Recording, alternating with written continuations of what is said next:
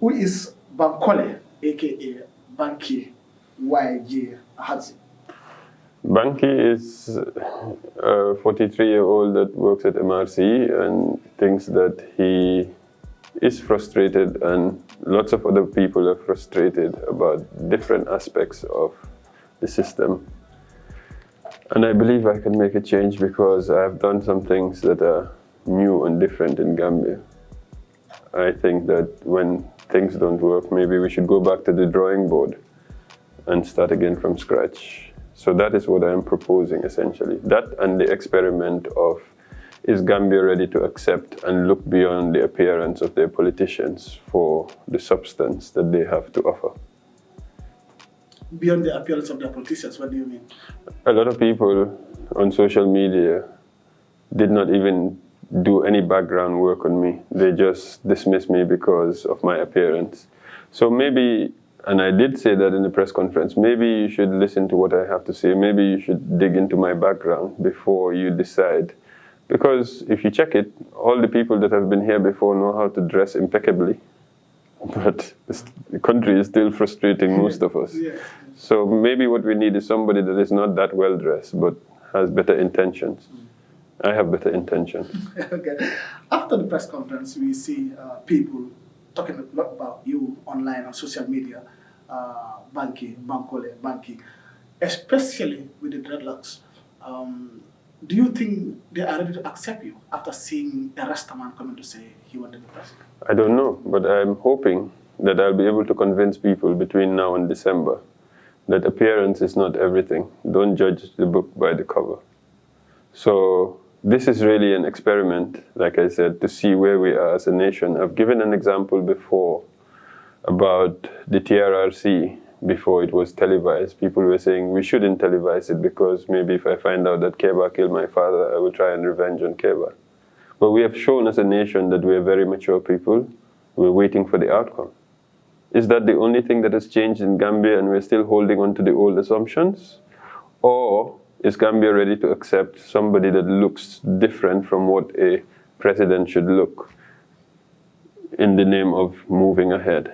That's what this experiment is about. Okay, and the Rasta, does it give you attention? Are people trying to contact you, try to know you, because a lot of political parties over 16, 17 are registered in this country. But when you call for a press conference, you get a full house. Is it because of the dreadlocks, how you look? Is it because of the Rasta? I suspect that's what it is. We'll have to ask those people why they came. But I suspect that's what it is. I put a billboard in Westfield, I put a phone number there, and I started getting hundreds of phone calls. Who is this Rasta man? Is he Gambian? Is he? So the press conference was more about telling people that yes, I am a Gambian and I qualify to stand for president just like everybody else that is standing. And before I started, everybody was saying, well, if you're serious about being president, maybe you should consider cutting off your hair. Yeah. Gambia is too conservative, they wouldn't accept the Rasta man. But it's the Rasta man or the dreadlocks that gave me all the attention. And the 17 parties are still struggling for attention. Yeah, so I don't know why they came. I know why I called it, because there was a lot of talk again on social media, and I wanted to clear the air as to who I am and what I stand for. Yeah. Okay. Who you are and what you stand for. Tell us some of the things that you stand for. Your manifesto. How many points do you have? And what do you want to change if you are elected December 2021? So I did say the manifesto is incomplete, and I had a previous interview today and they were asking me questions about security and agriculture. These are not things I have experience with. I have some ideas. They're not fully fleshed out. In the next month or so, I want to consult with people that know more about these things than I do before I say things around health, agriculture, or security. But essentially, I believe in free education, because everything I am today is because my parents invested in my education. People I was going to school with had to drop out at some point. People that are way smarter than me had to drop out at some point because of financial difficulties. I don't think that should be a hindrance. I say free education, but it's not entirely free. It's free to the parent. Your child can go to school for free, but let's start putting a bill down for him. When he finishes school, and by school I mean go up to university or wherever you want to stop it, even technical institutes, because we need technicians as well. when you graduate and start to work is when you start contributing back to the education fund to make sure that the current crop of students are also enjoying free education. So it's not really free, it's a loan, but the parents don't have to pay for it. It's you, the beneficiary of the education, that would have to pay for it. And after you're educated, you want a good job. I am saying the government should target to create 1,000 jobs minimum every year that pays at least 10,000 a month. And we can get that by producing more of the things that we consume in this economy. And I was giving examples of everybody eats benachin, everybody eats domoda. If we had, high quality dege from a factory in here, we'd create jobs with that. If we had all the tomate lahoti, or tomato paste, for the benachin being made here, we'll create jobs for that. What happens now is the jobs stay there and the products come here. I'm saying let the jobs come with the products. Let's try and engage factories. Let's bring them in to start making everything that we need. These are just 2 examples. There are many more things that Gambia consumes that maybe we can produce here and we are not producing. So it is possible to create those 1,000 jobs, which will reduce the dependency on the breadwinners of the family, because we all know that in some families, 1 or 2 people work and everybody else is just depending on them. Maybe if more people had jobs, there'll be more money to go around. But overall, I'm basing it on us being more productive. I believe we're capable, but I think currently the system packages us as poor so that they can get access to loans and grants from the international community. I'm tired of being made to look like, I need somebody else's help. I know I can do things for myself, and a lot of Gambians feel that way. So maybe it's time for a change. So, yes, I'll still come back to Rasta. Gambia, many people believe Rasta is associated to weed, Rasta is associated to crime. I don't know if you can explain to us who a Rasta man is. Some people say a Rastafarian actually is not just somebody who put on dreadlocks, and somebody who put on dreadlocks may not necessarily also be a Rastafarian. Can you define this for us? So, okay, I cannot speak for all Rasta men. I can speak for why I make Rasta. And different people make Rastas for different reasons. Some people do it for fashion. Some people do it, locally there is the Baifal sect that do Rasta. They're following Sheikh Ibrafal. I am following Rastafari from Jamaica. But what I like about Rasta is they have conversations. They call it reasonings. Everything is on the table. We can talk about anything, and they see things differently. They have an Afrocentric view to how things are playing out, and that resonated with me. And so it's not easy to carry Rasta. I have stiff necks half of the time because its weight is heavy. Yeah? So it's not like I'm trying to get a stiff neck for free, but it's just something I believe in. The other issue is that, like you say, people have polluted the image of Rasta. And one way to clean this pollution is to be Rasta, but to be a professional, or to be Rasta and to be productive. Because you cannot tell me all the crimes are being committed by Rasta men. There's some bald heads that commit crimes. So there's good and bad in everything. There's good and bad in Rasta. There's good and bad in other things that are not Rasta. Maybe they need to start seeing the good in Rasta if all they've seen is the bad. Okay. What's the problem in Africa, especially the leadership? Yaya Jammeh was here for 22 years. We did not see you. We did not know you. Adam Barrow came 2016, 2017. A lot of political parties are coming. Why were you guys hiding until the dictator left? Well, I knew that, I didn't have what it takes when Yaya Jammeh was here. That for me was a do or die. So I kept quiet. People were making noise and they claim, oh yeah, we freed the country. No. I voted. They ran away. They made a lot of noise, but it wasn't time to make noise. It was time to vote. It's not the noise that removed Yaya Jammeh at the end of the day. It's the vote that removed it. So at the time, I knew myself, and most people knew themselves. Some people sacrificed. I still don't know why Westfield is called Westfield. I think it should be called Solo Sending. Westfield? Yes. That man sacrificed. He might have come from UDP, but he sacrificed for Gambia. He paid the ultimate price. Yeah? So my political ambition started in November. So even though Yaya Jammeh went in 2016 and Barrow has been here, my thing has been a building up of frustration that in November last year, I decided to go to the radio and announce that I also want to be a political aspirant. So it's not that I was waiting for Yaya Jammeh to go. We all knew that we had to play the game differently when Yaya Jammeh was here. All I'm saying is, I don't know why the other parties are there, but I don't like the noisemakers that come and say, we are the reason why Yaya left. At the end of the day, it's the vote that counted most. And I was here to vote, and I was here after the vote to see what would have happened, because I wouldn't want anybody to explain to me if it had gone down differently, how it went down. A lot of people departed, but they always look at me as the non-Gambian because I look different and my name is different. None of which I control. I don't control my looks. I don't control my name. Maybe I can change my name now, but no, I want to hold on to the name. It's been a negative for most of my life, but it's now starting to turn into a positive. It at least separates me from the pack. Okay.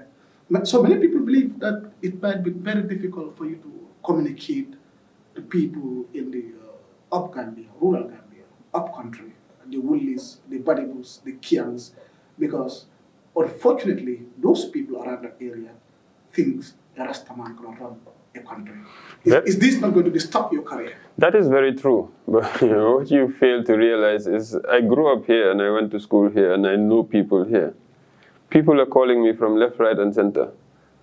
I was in Gambia High. Somebody called me yesterday and said, I don't know whether you remember me, I am X. I said, I know you. And we started talking and he says, look, I'm in the UK now, but I even want to come down. I said, no, you can make a difference from there. Okay, so one of the reasons they say Yaya Jammeh we were able to remove Yaya Jammeh is because the diaspora, who is responsible for the subsistence of part of the Gambian population, called home and said, look, we don't want Yaya Jammeh anymore. If you vote for him, then you will not get our support anymore. So yes, I might not know people in the Woolies, but I know somebody that knows somebody in the Woolies. So I will not reach everybody directly, but if I sell you my story, or if I've gone to school with you, or if I've interacted with you, and you have confidence in what I am saying, you would help to sell my story. And that's how this story is spreading. Okay, and you have confidence that people around that area will listen to you and they will vote for you? They wouldn't listen to me, but they would listen to people who listen to me, people who are influential to them. Okay. And it's already started to happen. Okay. But notwithstanding, I would go there and greet them and tell them, from a cultural perspective, you go to the alcalde, you greet him, you say, these are my intentions, I want to speak to the people, I will do that. So over 300,000 people do not vote in this country, young people, they think voting is not necessary. Are you targeting them? That's exactly what I'm targeting. The existing voters, they're very complicated people. They've been, should I say, brainwashed or something. Their perception of what election should be is Benetton and T-shirts and ambience. That's what they're looking for, and what can you give me before the elections. They're not looking at how you can change the country that will make it better for all of us. They're saying, what's in it for me? Which is quite cynical, but I wouldn't blame them, because everybody else that has done it before has come and given you whatever, one sakumal or $1,000, and then you've voted for them, and they've gone and done their own things. So in every 5 years, you only get benefit from the politicians once. You're going to try and milk them for as much as you can get. But these 300,000 people never voted because it was vote for me and I'll be better than you. We don't believe in that process. Now they see a Rasta man standing, they can identify with the Rasta man. So even though Rasta has a bad image, it also has a good image because of the music and things like that. They have hope that the Rasta man will be different from the status quo. And he can bring the changes that they're saying they want. They can now start to identify with the... So I'm going after those people primarily. I can't compete in this game. They know this game very well. They run this game. I'm just moving the rules of the game. Okay. That 300,000, nobody knows how they will vote. Maybe some of them will not like me because of my appearance, but maybe some of them would. And if the last election was won because of 200,000, if I target 300,000 and they all vote for me, then I'm better than all these people. They can keep the existing people and share it amongst them. I'm going for the new people. Yeah, so some people also say that we are looking for attention. If I say attention, we've seen some people who came and say they want to register political parties, but later they'll be contacted by the ruling party, the existing president, of this country, and we see them become ministers and they take positions, they take posts. How are we sure that if the President of the Republic of the Gambia contacted you and said, hey, I want to make you youth minister, I want to make you trade minister, I want to make you this and that, how so are we that you are not going to disappoint the Gambian people and say, okay, I've forgone this political thing, let me also go and eat some millions? So, okay, I have that manifesto, I have 5 points. I believe that I can work with anybody that believes in the same things I believe in. The one-term presidency is another controversial thing. The free education, good jobs, national development, and 1 billion in sports. So, if all of a sudden the ruling party decides to have a change of heart and believe in one-term presidency, if all of a sudden they're willing to invest $1 billion in sports instead of 100 million, you know, if they can do all those things in a way that we can do it legally, not a promise, not come and work, I will work with them. Yeah? But let me tell you this. What Bob Marley said is, Rasta don't come to bow, we come to conquer. Yeah? Mm-hmm. So, I'm inspired by the lyrics. I'm not here for a ministerial position. Okay. You are going to reject it? I come to conquer. That's what you say? Yes, that's what I say. Because they wouldn't give you, what they want to do is make you a scapegoat. They'll give you a ministerial position, and they wouldn't give you what you need to achieve your dreams. And then they'll be like, look at him. He said that he would do ABC. So they're really not trying to give you a ministerial position. They're just trying to damage you in the eyes of people so that they can continue with the existing system. I see that. That has been happening from Sierra Leone days. Shaka Stevens used to do that to his enemies. Anybody that complains, he gives you a post. And then he will say, look, this is the one that was criticizing. Yeah. So they don't do these things, right? Even the people that were in the coalition with them were ministers for a while. And then they've been kicked out. The ones that are there are the praise singers. Yes, the yes men. Yes, yes, yes, yes. You're always right. No.